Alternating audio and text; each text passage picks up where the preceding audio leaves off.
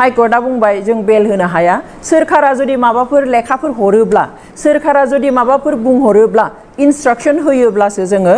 बेल होनो हागोन होननानै बेनिखाय दिनैनि थाखाय बे हियारिंखौ बेयावनो फोजोबनाय जाबाय फैगौ समबार खालि आरो हियारिं लाफिननाय जागोन बन्द दिनाव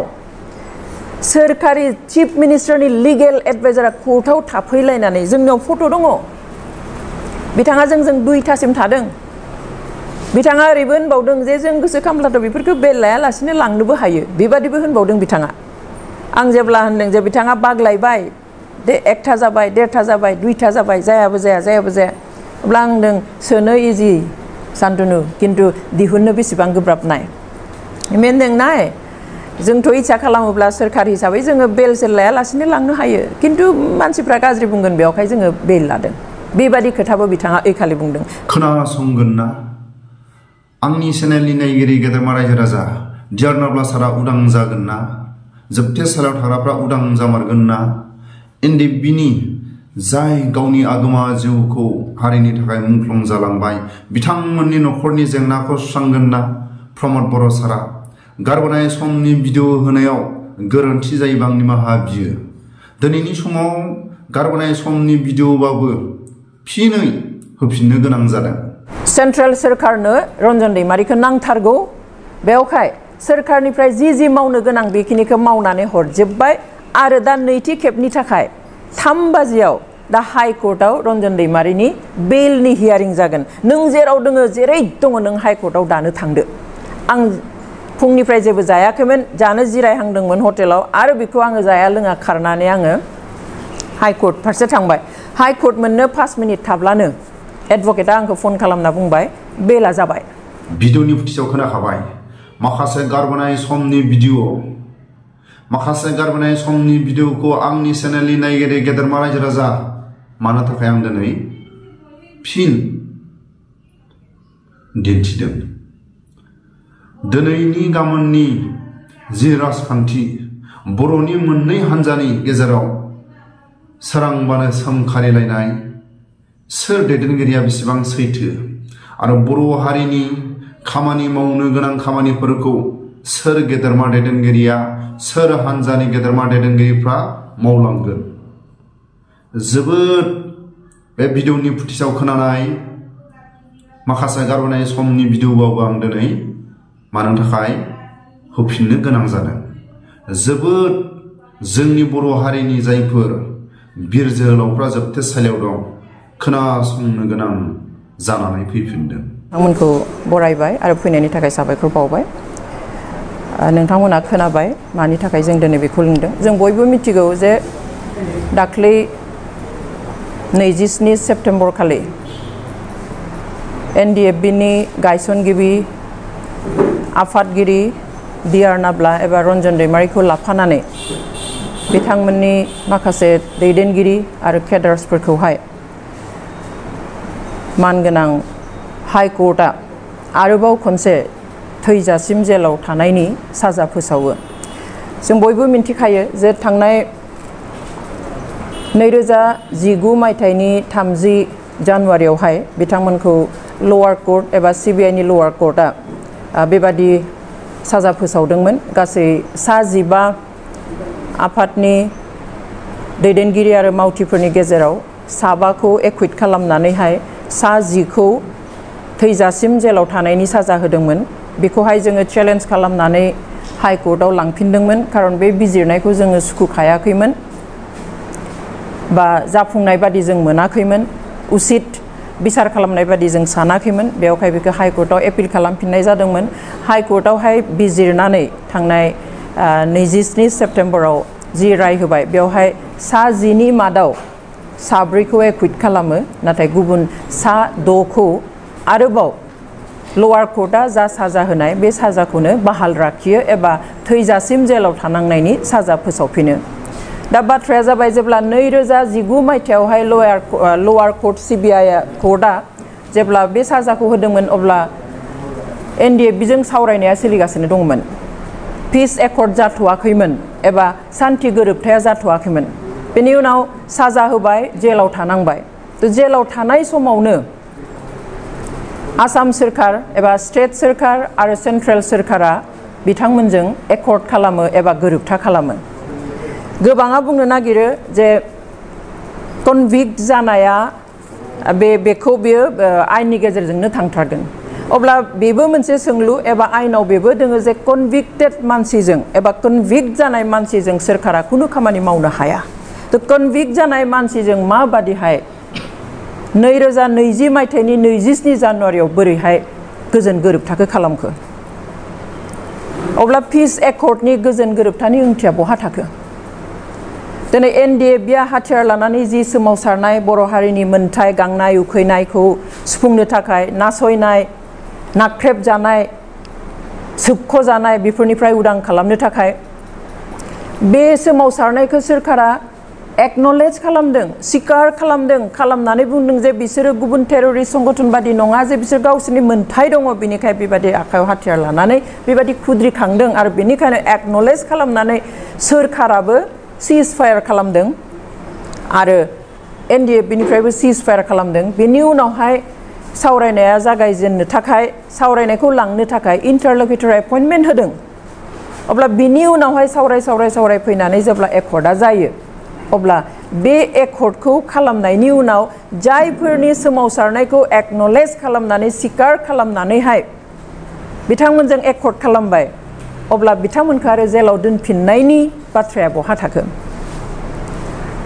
दिनै जों बेखौ बुंनो सानो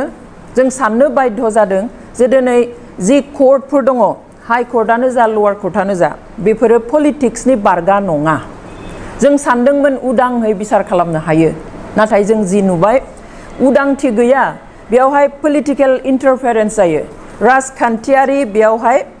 आखाइ फोलावनानै बेयाव खामानि मावहरो आरो जों बेखौ बेल' नङा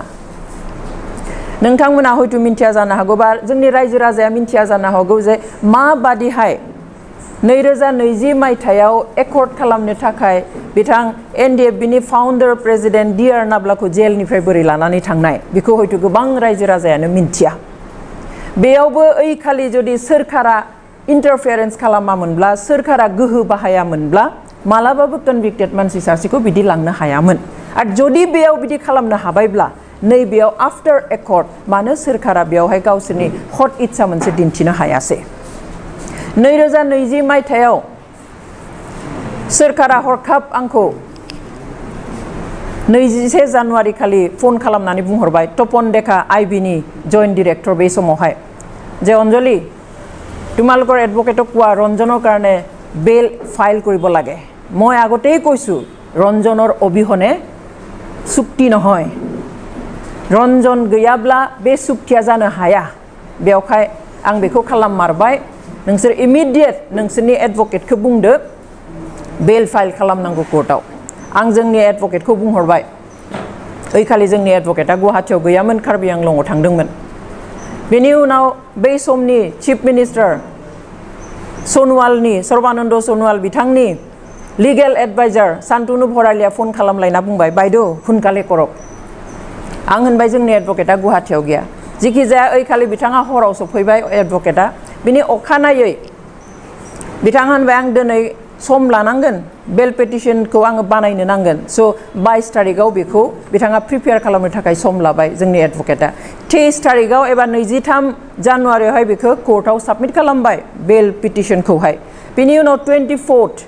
जानुवारि 24 जानुवारियावहाय हियारिं उथिबाय फुं बाहागोआवनो हाई कोर्टआ बुंबाय जों बेल होनो हाया सोरखारा जुदि माबाफोर लेखाफोर हरोब्ला सोरखारा जुदि माबाफोर बुंहरोब्ला इन्सट्राक्शन होयोब्लासो जोङो बेल होनो हागोन होननानै बेनिखाय दिनैनि थाखाय बे हियारिंखौ बेयावनो फोजोबनाय जाबाय फैगौ समबार खालि आरो हियारिं लाफिननाय जागोन बेनि उनाव बे खुरांखौ आंखौ खोन्थाहरबाय एडभोकेटआ जे নহ'ल बेलটো सरकारे बोले किबा कागज पत्र দিব লাগিব सरकारे बोले किबा इन्सट्राक्शन দিব লাগিব তেতিয়াহে হ'ব सोरखारा इन्सट्राक्शन हरबासो जागोन आं लोगो लोगो आईबीनि जइन्ट डिरेक्टर तपन डेकाखौ फन खालामबाय जे এনেকুৱা কথা बेल নহ'ল আপোনালোকে बोले किबा कागज দিব লাগে हेतु दिलेহে হ'ব बे बागदावखांबाय आं सोमबारলৈ पिसुवाले सोमबारলৈ আকৌ हियारिंটো হ'ব बे सोमबारे केই तारिख आं 27 एटुটো নহ'ব 27 तारिखे আমি কামটো কৰিম বুলিয়েই ভাবিছো 27 थारिखआव जों खामानिखौनो मावगोन सानदों से बिदिबाथ' जानाय नङा आंनो नोंथांमोना मा मावनो हायो नोंथांमोननि खोथा बोरै मावनांगौ आं खबरखौ होनांगौ होबाय आरो बिथिं आङो चिफ मिनिस्टारनि आसामनि चिफ मिनिस्टारनि लिगेल एडभाइजार सान्तनु बरालिनोबो एखे आं रादाबखौ हरबाय बिदि सोरखारनिफ्राय जुदि माबा मोनसे इन्सट्राक्सन फैयाब्ला बेल होआ होनबाय नंगौ नामा जों माबा मोनसे खालामनांगोन बिनि उनाव बिपिएफनि गोबां लिडारफोर आदा नाब्लामोनखौ लोगो हमनो थाखाय जेलाव थांनो फैदोंमोन ओइखालि आंखौबो लिंहरबाय जेलाव नोंथाङाबो फैनांगौ होननानै आंबो थांबाय स' 1 बाजिनिफ्राय 3 बाजिसिम आं जेल सिङाव फनखौ बाहेरायाव दोननानै लांनो मोना गारियाव दोननानै आं जेल सिङाव दङ जेलनिफ्राय 3 बाजियाव जेब्ला ओंखारनानै आं फैनानै आंनि फनखौ लाबाय आखायाव नुबाय जे गोबां मिस कल आइबि तपन बिथांनिफ्राय आरो सिएमनि लिगेल एडभाइजार सान्तनु बरालिनिफ्राय आं सान्तनु बरालि बिथांखौ सिगाङाव कल खालामबाय अब्ला बिथाङा होनबाय रन्जन दैमारि बिथाङा जेलनिफ्राय ओंखारनो गोसो गैया नामा नोंथांमोना जोंखौ मानो इगनर खालामदों आंनो मानो बेबादि बुंदों अब्ला होनबाय नोंथाङाबो फन दैखाङाखै जों बेसेबां फन खालामदों नोंसिनि एडभकेटआबो फन दैखाङाखै बेसेबां जों कल खालामदों आं होनबाय एडभकेटआ सानाव फन हमनो असुबिदा खारन बिथाङा कर्टआव दङ साइलेन्टआव दोनो बिसोरो कर्टआव थानायाव फन लाया आरो आं जेलाव दङमोन आदाखौ लोगो हमनो थाखाय माखासे आलासि फैनाय स' आं बिसोरजों दंमोन नों मिथिखायो जे आं फनखौ सिङाव लांनो हाया अब्ला बिथाङा बुंबाय जे सेन्ट्रेल सोरखारनो रन्जन दैमारिखौ नांथारगौ बेवहाय सोरखारनिफ्राय जि मावनो गोनां बेखिनिखौ मावनानै हरजोब्बाय आरो दा नैथि खेबनि थाखाय 3 बाजियाव दा हाइ कर्टआव रन्जन दैमारिनि बेलनि हियारिं जागोन नों जेराव दङ जेरै दङ नों हाइ कर्टआव दानो थांदो आं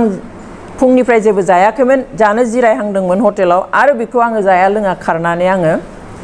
हाइ कर्ट फारसे थांबाय हाइ कर्ट मोननो 5 मिनिट थाब्लानो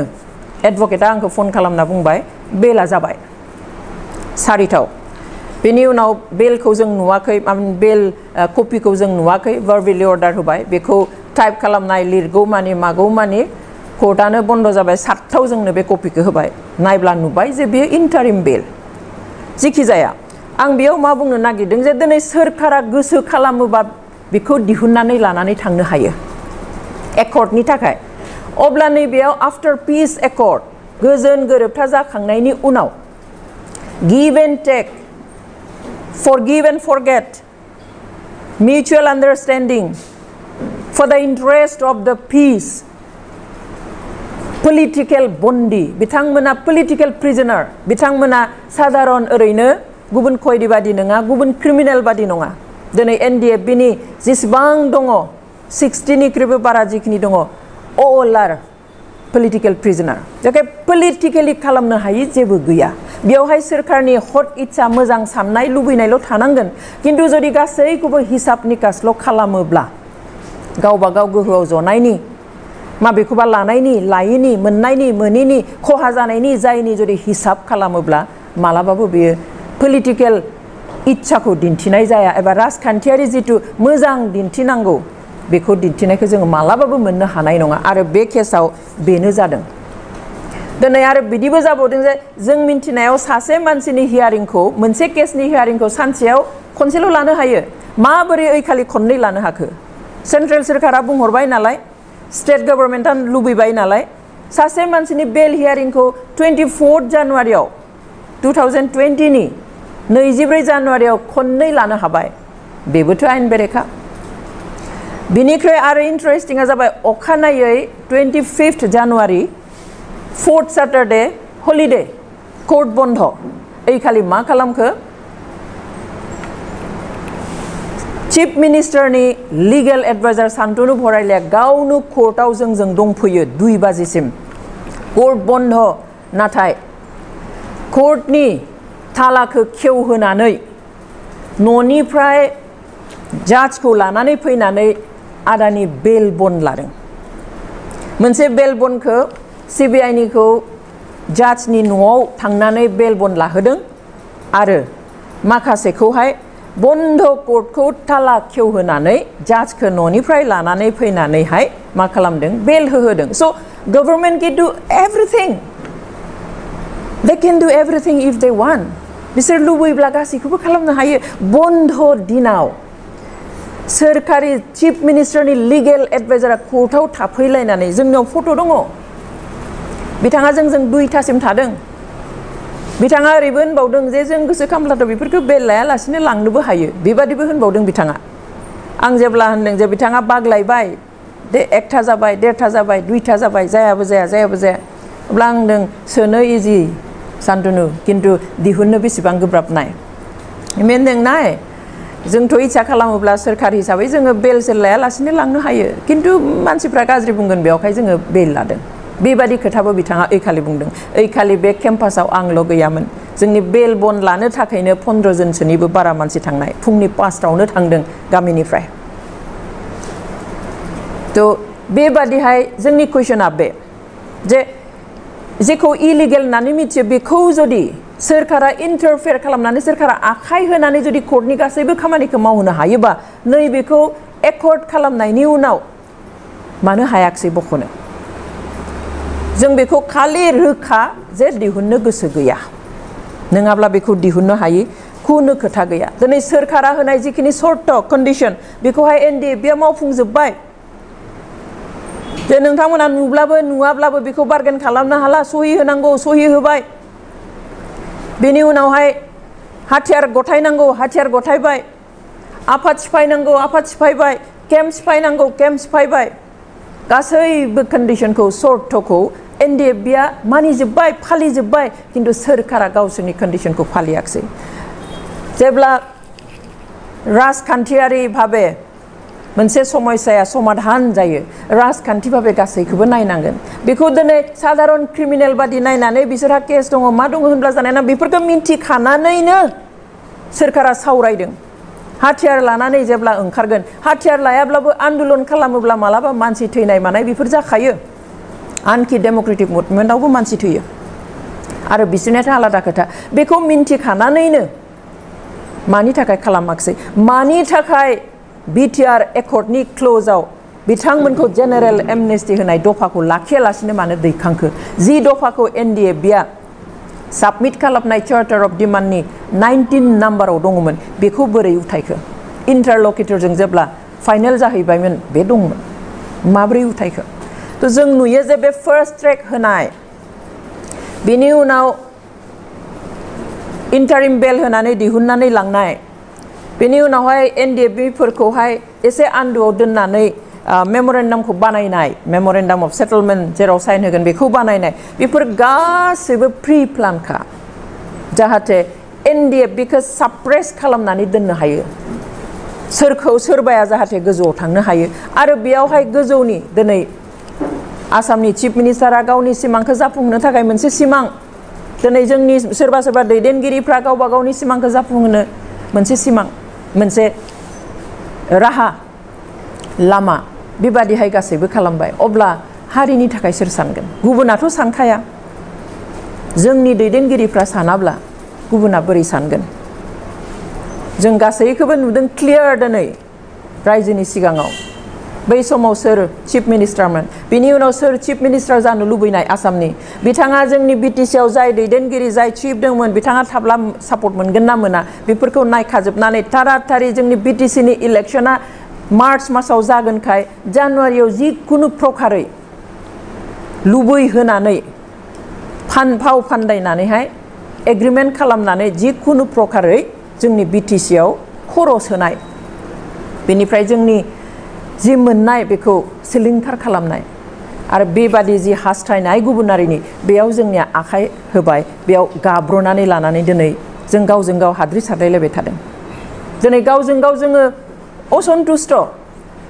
मानि थाखाय आं नङा सोरबाया बुङा खिन्थु रायजोआनो बे खोथाखौथ' बुंगासिनो सानफ्रोमबो जों ससियेल मिडियायाव नुयो मानो सन्तुष्ट मोनाखै खारन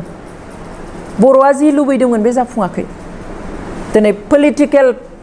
सल्युशन जायोब्ला पलिटिकेल क्रिमिनेल्सफ्रा पलिटिकेल प्रिजनार्सफ्रा जेलनिफ्राय गजोबनो नांगौमोन आरो बेनो 1 नम्बर सर्त जानांगौमोन एनडिएफबिजों जेब्ला सुक्ति जायो खिन्थु थाङै थुङै जों नुबाय जे एनडिएफबिआ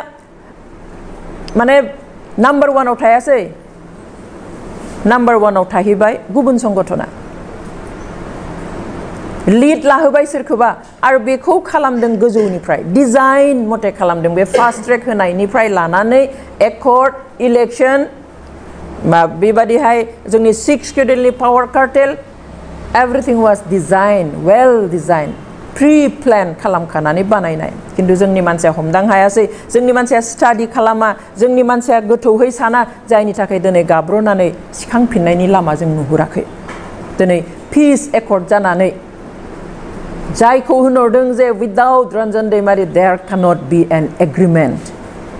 बिदि बुंहरलायनायनि उनाव दिनै जाय गैयाब्ला पिस एकर्ड जायालायनो दिनै बेखौनो आरो जुदि सोनानै दोनफिनबाय थायोब्ला मा जागोन एटलिस्ट जों रेहाय नागिराखै खालास नागिराखैमोन जों सानदोंमोन एटलिस्ट दिनै लवार कर्टआ जुदि सोरखौबा फासि होयोब्ला हाइ कर्टआव थाङोब्ला बेखौ लाइफ होनानै दोनो फासिनिफ्राय रेहाय होनानै लाइफ साजा होयो थैजासिम साजा थ' बेबायदिहाय लाइफ होदोंब्ला अन्तत 12, 14, 10, 15 बेफोरबायदि बोसोरसिम जों बोख्लायगोन सानदोंमोन साजाखौ साजायाथ' मोनखाबाय साजा मोनालासिनोथ' खालास जानायानो जाया दिनै गोबाङा बेयाव थानाया 12 बोसोर 13 बोसोर सोलिगासिनो दङ साजा लागासिनो साजा गैयालासिनोथ' रावबो खालास मोनखायामोन बे ओरैबायदि मोजां सुबिदामोन जोंनि बिटिसि सरकारनि थाखाय स्टेट सरकारनि थाखाय सेन्ट्रेल सरकारनि थाखाय जे जों हाइ कर्टआव एपिल खालामदोंमोन अब्ला बे हाइ कर्टनि एपिल खालामनायाव सुबिदा लानानैहाय साजा होनायबो जागोन आरो ओंखारनाय दिहुननो हानायबो जागोन आरो पिस एकर्डखौबो अनार होनाय जागोन बेबायदि बिसोरनो मोनसे बोसोर हमना होनानै सोरखौबा 10 बोसोर सोरखौबा 12 बोसोर सोरखौबा 14 बोसोर हमना होनानै केसखौ फोजोबना दोननो हायोमोन आरो बेखौनो बयबो हास्थायदोंमोन आरो बेनो जानांगौमोन खारन पलिटिकेलि एकर्ड जादों नङाब्ला पिस एकर्डआलाय मानोमोन पिस एकर्ड खालामनो सिगनेचार होनो दरखारानो गैयामोन एनडिएफबिनिफ्राय दिनैबो जुदि 60 जन 70 जन जेलावनो थानाङोब्ला पिस एकर्डनि मा ओंथि थाखो बे पिस एकर्डआवथ' माबा मोनसे थानांगौमोन दिनै मानि थाखाय हिनियास नन हिनियास केस फैखो बेयाव मानि थाखाय डिफारेन्स मोननै डिफारेन्सियेट खालामनाय जागो अल द केसेस आर बुंनो थाङोब्ला हाथियार लाना संगठननि बयनिबो केसा हिनियास जाखायो बेखौ मानो बिदि फागो खालामनाय जाखो बेयाव मानो क्लियारलि लिरनाय जाखो जे एक्जिस्टिं सिस्टेम मथे एक्जिस्टिं ल मथेसो हिनियास केसखौ सायनाय जागोन होननानै बेयावनो लिरना लाबोखाबाय दैट मीन्स देयर इज नो एमनेस्टी क्षमा होनायनि बाथ्रा गैया आरो गैयाब्ला कनभिक्ट जानाय मानसि दोनमोन थाथोंमोन थैजासिम मानोथो सहि खालामनाय मानोथो लांनाय मानोथो एग्रिमेन्ट खालामहोनाय आरो जुदि बिथांमोनखौ लानानै दिनै दियारनाब्ला बिथांमोनखौ जुदि बे सुक्तियाव लाफादेरामोनब्ला दियारनाब्ला बिथांनि जुदि सिगनेचार लायामोनब्ला जों दा दिनै बुंनांगौ जेबो गैयामोन जा साजा होयो होथोंमोन जेसेबां थानांगौ थाथोंमोन जोंहा बुंनांगौ गैयामोन जोंहा बुंनांगौआ बेनिखाय जादों जे there was an agreement which is called peace agreement आरो बेनिखाय जों दिनै बुंनो बाध्य जादों आरो जों आं गासैखौबो बुंखांबाय जे सोरखारा इच्छा खालामनानै सोनानै दोनदों बेयाव सोरनिबा स्वार्थ पुरन खालामनो थाखाय सोरनिबा मोननाय मोनिनि हिसाबनि थाखाय बेखौ खालामदों नङाब्ला बै समाव सानसेयावनो सासे मानसिनि खननै बेल हियारिं लानाय बन्द दिनाव थाला खेवनानैहाय जेरै न'निफ्राय जाज लाना फैनानै बेल बन्द लानाय बेफोरखौ नायनानै जों बुजिनो बाखि गैया जे सोरखारा कर्टआव आखाइ होयो इन्टारफेयार खालामो आरो नैबेयावबो खालामनो हागौमोन जों जोंनि बिटिआरनि मानव गेदेर सिएमखौ आं खबर होयो जेब्ला हियारिं जागोन आं मेसेज लिरनानै हरो एमएलए लरेन्स इस्लारि बिथांनो आं मेसेज लिरनानै हरो सिगांफोराव बहुद डेट थांबाय थाबाय बेनिखाय आङो गेजेराव लिरासै लास्ट जेब्ला जानोसै हियारिंआ एपिल हियारिंआ फाइनेल हियारिं जानोसै अब्ला आङो 21 मार्चआव आं बिथां सानैनो आङो आंनिफ्राय मावनांगौखौ माने इनफरमेशन होनांगौखौ आं होदों गोबाङा बुङो आंहा अहंकार दङ आं लिडारफोरखौ कन्टेक्ट खालामा आं खालामो आनखि सिएम जानायनि उनाव प्रमोद बर'खौ आं लोगोबो हमदों गुवाहाटीनि बड'लेण्ड गेस्ट हाउसआव आदामोननि बे केसखौ लानानैनो बेनि उनाव आं दाख्लै 21 मार्चआव बिथांनो लिरहरदों आं मेसेज हरदों जे आदाजों लोगोसे जाखिनि सिबिआइ केसआव दङ बिथांमोननि फाइनेल हियारिंआ जासिगोन आं लरेन्सनोबो लिरदों सानैबो आंनो जेबो रिप्लाइ होआखै नायनानै दोनदों बिनि उनाव प्रमोद बर' बिथाङा गावसोरनि काउन्सिलखौ एबा एडभकेटखौ बुंदों बिसोर एडभकेटआ आंजों कन्टेक्ट खालामदों बिथांमोना जोंनि एडभकेटखौ लोगो हमनो नागिरदों आं एपइन्टमेन्ट लानानै होदों आं गुतै घटनाखौ बुंदों मा खालामनायनि राहा दङ बिथांमोनखौ दिहुननायनि राहाखौ जों जिहेतु जोंनो जोंनि एडभकेटफोरा साजेसन होयो बे मथे आं बिथांमोननो बे मेसेजखौ होदों बिथांमोना जोंनि एडभकेटखौ लोगो हमदों आं बुंदों जोंनि एडभकेटआ बुंदों जे जोंखौ लोगो हमस्लायस्लाय सिबिआइनि एडभकेटखौ लोगो हमबा साबसिन सोरखारखौ लोगो हमबा साबसिन सोरखारा एपइन्टमेन्ट होनाय एडभकेट जेनेरेल दङ बेखौ लोगो हमब्ला साबसिन खारन जोंनि एडभकेटआ सोरखारि पक्षनो खुरांखौ खेवनानै खिन्थाखाया खारन सोरखारजोंसो केसा जादों नालाय बे बिसोरनि एथिक्स बिथांमोना क्लियारलि बुंदों जों जि बुंनांगौ अनजलिनो बुंगोन NDFBनिफोरनो बुंगोन खिन्थु जों गुबुननो बुंनो हाया थेवब्लाबो कर्डियेलि रायज्लायदों थ' आं कमिउनिकेसन खालामाखै नङा खालामदों बिनि उनाव बिथांमोननि एडभकेटआ हियारिंफोराव हाइकर्टआव थाहैनानै खोनासंहैदों जोंनि एडभकेटफोरजों रायज्लायबाय थादों फन खालामनानै माब्ला मा जागोन मिथिगासिनो थायो खालि भार्डिक्टखौ मा थारिखआव होगोन बेखौ सिगाङाव मिन्थिखाया सिगांखालि हरावल' मिन्थियो जों 26 तारिख हराव मिन्थिदों ओमफ्राय 27 तारिखआव जादों थ' खिन्थु जाजमेन्टआ जासिगोन केसा क्लोज जाबाय 23 आगस्टआव बेफोरखौ बयबो मिन्थियो पेपाराव होदों टेलिभिजनाव ओंखारदों केस क्लोज जाबाय होननानै बेफोर समाव रायलायनायनि सुबिदा दंमोन ओरैबायदि सुबिदा लानो हायोमोन सोरखारा आरो रंजा बाजा बयबो सान्थि खुसियाव थानो हागौमोन दिनै असान्थिखौ बन्द होग्राफोरखौ लाबोदों होनब्ला मा जानो जायफ्रा बे बिसारावहाय जेबो रल लायासै बिथांमोनासो सान्थिखौ लुबैयाखै नङाब्लालाय बोरै जानो दिनै जोंनि लिडारफ्रा बुंदों दुखु मोनदों जों दा स्टेटजों सेन्ट्रेलजों रायलायगोन मा खालामनो हायो खमायनो हायो खोमा साजाखौ गासैबो जोब्बाय आसामाव स्टेटआव जोंहा खालामनो हानाय जेबो गैला हाइकर्ट वाज द लास्ट होप हाइकर्टनि उनाव जों थांनो हाला दिनै हाइकर्टआवनो जुदि इनफ्लुयेन्स खालामनो हायाखै हाइकर्टखौनो जुदि बुङाखैब्ला दिनै जोंनि लिडारफ्रा सुप्रिम कर्टआव जोङो केसखौ लांफिनोब्ला सुप्रिम कर्टआव सोरखौ बुंनानै दिहुनहोगोन माबा आसा दङ जानो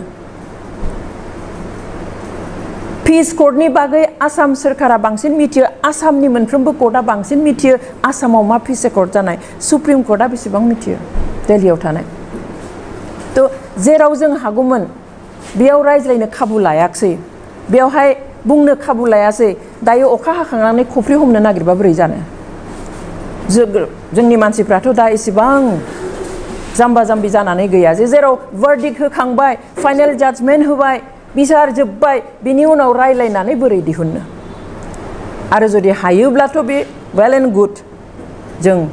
साब्बास होगोन जुदि कर्ट गैयालासिनो दिहुनना लाबोनो हायोब्ला स्टेटजों सेन्ट्रेल सोरखारजों रायज्लायनानैनो जों साब्बास होगोन जों खुलुमगोन बेखौ खालामोब्ला खिन्थु जास्ट रायजो राजाखौ गुसु खालामनो थाखाय दावराव दावसिखौ थान्दा खालामनो थाखाय जुदि ओरैनो जों दुखु मोननायखौ जोंबो फोरमायो जों मावगोन नाजागोन आगोलनिफ्रायथ' बे खोथाखौ बुंबोबाय थानाय बेनिखायनो जोंहा हपबो दङमोन बेनिखायनो जोङो खबरबो होदोंमोन बिसोर रायलायगोन बिसोर माबा मोनसे खालामगोन होननानैनो मिन्थिहोआब्ला जोंहाबो अयनाय जागोन बेनिखायनो खिन्थानाय जादोंमोन रायज्लायनायमोनब्लाथ' हदिसा थानायमोनब्लाथ' दिनै जों आरो दिनै बे प्रेस मिटखौ लानो गोनां जायामोन मैया बन्द डिक्लेयार होनो गोनां जायामोन बर' रायजोआ गाबनो गोनां जायामोन बेनिखाय गासैबो खोथाखौनो सा बुंनानै हारिखौ जुदि खोमसिजों नाथ्रोद हरबाय थायोबा जोंनि इयुन जेनेरेशना बेखौ रावखौबो निमाहा होनाय नङा दिनै जि अबस्थायाव जोङो दोङो सान्थियाव बे अबस्थायाव लाबोनायनि थाखाय जायफ्रा जुजिबाय जायफ्रा थै होबाय जिउ होबाय बिसोरनि जिउमाया खिन्थु जोंखौ सान्थियाव थानो होनाय नङा बेनिखाय जों एपिल खालामो मा राहा दङ बे सम्भब नंथावा राहाया थेवब्लाबो जुदि नोंथांमोना हागोन सानदोंब्ला स्टेट गभर्नमेन्टजों आरो सेन्ट्रेल गभर्नमेन्टजों रायलायनानै बेखौ दायित्व ला आरो दिनै फेमिलि मेम्बारजों रायलायनानै आवगायगोन रायजो राजाजों बिभिन्न संगठनजों रायलायनानै आवगायगोन दिनै सानथाम जाबाय जोंखौ फन मोनसे खालामनानै दुखुनि समाव खबर लायाखै मिडियायाव बुंदों न'खरनिफोरा निराश दाजाथों जों न'खरनि होननानै लाया दिनै आदा नाब्लाया आंनि न'खरनि थाखाय मावाखै आंनि न'खरनि थाखाय बिथाङा NDFBआव साख्रि मावाखै फैसा खामायाखै बिथाङा हारिनि थाखाय खस्थ' लादों बिथाङा हारिनि थाखाय खामानि मावदों हारिनि थाखाय नागारसारदों न'खरनि थाखाय मावाखै बिथांनि जेलाव थानायाव दाख्लैनि जि भार्डिक्ट बेयाव बर' हारियासो बांसिन दुखु मोनदों बेवहाय बियो जोंनि फेमिलिनि मेटार नङा जोंनि पार्सनेल मेटार नङा बेखौबो जोंनि दैदेनगिरिफ्रा मिथिना लानाया मोजां थेवब्लाबो जोंखौ मुं लाना बुंनायनि थाखाय साबायखर बावो आरो साबसिन मोनगौमोन जुदि नोंथांमोननो खाबु होनायनि समाव सिगाङावनो जुदि बे बाथ्राफोरखौ सम थानायावनो सेन्ट्रेल आरो स्टेट गभर्नमेन्टजों रायलायनानै बिनि राहा लानायमोनब्ला दिनै जेब्ला सोरखारा गोसो जादों बाहायदों गोसो जादों गारनानै दोनदों बे बिटिआर जि गोरोबथा बे गोरोबथाखौ जोङो मालाबाबो एनडिएफबिनि प्रब्लेम सल्भ खालामनो थाखाय खालामनाय सुक्ति होनना जों बुंनो हाया बर' हारिनि मोनथायखौ सुफुंनो थाखाय खालामनाय सुक्ति होनना जों बुंनो हाया बे सुक्तिया जाबाय जास्ट सोरखौबा पलिटिकेलि एकमडेट खालामनो थाखाय खालामनाय मोनसे पलिटिकेल एरेन्जमेन्ट एन्ड नाथिं एल्स बेखौ दिनै साफ्रोमबो बर'आ बुजि मोनबाय नङाब्ला जोंनि थाखानाय जिफोर मोनथाय बेफोरखौ दिनै कार्टेल खालामनानै जोंनि आथिं आखाइ खोमा दानख्लाबनायनि हाबाफारि लानाय नङामोन बे सुक्तिनि गेजेरजों नङाब्ला दिनै जेलाव आरो थाबावनाय नङामोन बे सुक्तिनि गेजेरजों बयबो फैगौमोन दिनै मिन्थियागारा बिथां प्रमद बर' CEM बिथांमोनाबो बुंदोंमोन बे सुक्तिनि गेजेरजों गबाय उनाव बुंबाय गगोन किन्तु दिनै मा जाखो बेनिखाय जों गासैबो सैथोखौ नाजावनानै जोंहा बहा लेप्स जादों बहा गोरोन्थि जादों बेखौ जोङो बुजिलायना लानांगोन सोरबाया गोजौ बिबानाव दङ बिनि थाखाय जोंजों रायलायनो हायि जानाङा जोंजों जिरायनानै बयजोंबो जिरायनानै दा मा सल्युसन खालामनो हायो रायज्लायनो हायो नङाबा किन्तु बे जोंनि आखाइनिफ्राय बे सान्थिया लासै लासै लासै दोरोदलांगोन आरो बिटिसिनि लास्ट जितु थार्ड जितु एग्रिमेन्ट बे एग्रिमेन्टखौ जिखौ आगोलनि एग्रिमेन्टफोरखौ सान्थि एग्रिमेन्ट होनाखै बेखौसो होनदोंबा बे सान्थि एग्रिमेन्टआनो बयनिख्रुइ असान्थि एग्रिमेन्ट जानायनि लामायाव बेबायदि जाहैगोन बेवहाय आं खावलायो जायफोरनि आखायाव गोहो दङ माबा मोनसे मावनो थाखाय बिथांमोना जाहाथे बेखौ मावनानै थारैनो नंगुबै सान्थिखौ लाबोनो नाजायो बेनि जाजमेन्ट कपिया मैयासो ओंखारदों दा बेखौहाय जोंनि हार्ड कपिखौ मैया बेलासिसिमबो मोनाखैमोन दिनैसो बुधय मोनगोन ओरैनो अनलाइन आपल'ड जाबाय थ' जोंनि एडभकेट सानैया सिनियर एडभकेट आरो मानसरनिया बिथाङा स्टाडि खालामग्रोगोन माबेयाव बिथांमोना माबे पइन्टआवहाय बे जाजमेन्टखौ होखो बेखौ नायनानै जोङो बिथांमोनजों जिरायगोन बेनिफ्राय जोङो बिथांमोननि एडभाइस मथे जों आवगायगोन आरो प्रेसिडेन्टनिफ्राय मार्सि बिनाया बियो गासैबो जोबनायनि उनाव फैयो बुधय जे सुप्रिम कर्टआवबो जेब्ला जाया अब्लासो माने प्रेसिडेन्टनिफ्राय मार्सि बिनायनि खोथाया फैयो दा बेयावथ' जोंहा मार्सि बिनांगौनि खोथाबो नङामोन गभर्नमेन्टआ एसे इनिसियेटिभ लायोब्लानो गासैबो जागौमोन जाथारनांगौमोन खारन पानिशमेन्ट मोननांगौआबो मोनखाबाय गोबां बोसोर बिथांमोना ओंखायनो नायगोन जोङो मा खालामनो हायो एक्स एनडिएफबिफोर होन रायजो राजा होन रावबो गोनो गोथो जेबो जानाङा गासैबो क्लियारखा बे समाव जों गासैबो खौसे जाना थानायनिसो गोनांथि सुक्तिखौ खालामनानैहाय जिबादि बाहायजाबाय बेबादि जाहाथे इयुनफ्राव बाहायजाया सैथो खोथाफोरखौ बुजिनो जाहाथे नाजालायो गावजों गाव जाहाथे खौसे जानानै बाथ्राफोरखौ सिन्था खालामनानै आवगायलायो बिनि थाखाय आं खावलायगोन आरो स्पेशली एक्स एनडिएफबिफोरनि जि गोहो बे गोहोआनो दिनै बेसिम लाबोदों